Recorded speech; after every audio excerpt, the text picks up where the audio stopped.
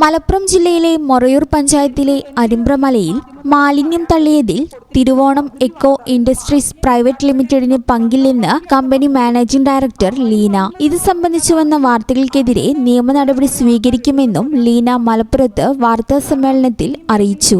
കഴിഞ്ഞ 4 വർഷമായി തദ്ദേശ സ്വയംഭരണ സ്ഥാപനങ്ങളിലെ അജൈവ മാലിന്യ സംസ്കരണ പ്രവർത്തികൾ നടത്തിവരുന്ന കമ്പനിക്കെതിരെ ഇത്തരത്തിൽ ഒരു ആരോപണം വരുന്നത് ആദ്യമായിട്ടാണ്. ശുചിത്വ മിഷൻ അംഗീകൃത ഏജൻസിയെ കൊണ്ട് മാത്രമാണ് മാലിന്യ നിർമ്മാർജ്ജന പ്രക്രിയകൾ നടത്താറുള്ളത്. മാസം തോറും ഇവയുടെ കണക്കുകളും ഇതുമായി ബന്ധപ്പെട്ട രേഖകളും ശുചിത്വ മിഷന്റെ ഗൂഗിൾ ഷീറ്റ്സിൽ അപ്ഡേറ്റ് ചെയ്യാറുണ്ട്. ഇത്തരത്തിൽ ഒരു ആരോപണം ഉയർന്നുവന്ന സാഹചര്യത്തിൽ മൊറയൂർ പഞ്ചായത്തിനും ചെയർമാനും മാലിന്യങ്ങൾ നീക്കം ചെയ്ത വാഹനത്തിൽ നിന്ന് തന്റെ സ്ഥാപനം ഏറ്റെടുത്ത മാലിന്യങ്ങൾ കൃത്യമായ ലക്ഷ്യസ്ഥാനത്തെത്തിച്ചത് GPS ട്രാക്കർ ഉൾപ്പെടെയുള്ള എല്ലാ തെളിവുകളും നൽകിയിട്ടുണ്ടെന്നും അവർ പറഞ്ഞു. കമ്പനി ഈരാറ്റുപേട്ട മുനിസിപ്പാലിറ്റിയുമായി കരാറിൽ ഏർപ്പെടുന്നത് 2024-ലാണ്. എന്നാൽ അരിമ്പ്രമലയിൽ തള്ളിയ മാലിന്യങ്ങൾ പരിശോധിക്കുമ്പോൾ മനസ്സിലാകുന്നത് അത് 2023 കാലയളവിലെ മാലിന്യങ്ങൾ ആണെന്നുള്ളതാണ്. ഈ കാലഘട്ടങ്ങളിൽ മറ്റൊരു ഏജൻസിയാണ് അവിടെ മാലിന്യ നിർമ്മാർജ്ജനം നടത്തി വന്നിരുന്നത്.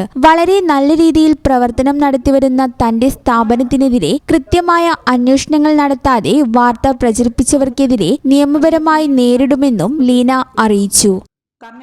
ഈ ചാനൽ ന്യൂസ് മലപ്പുറം. പറ്റി നിങ്ങൾക്കല്ലേ കൂടുതൽ അറിയുന്നത്?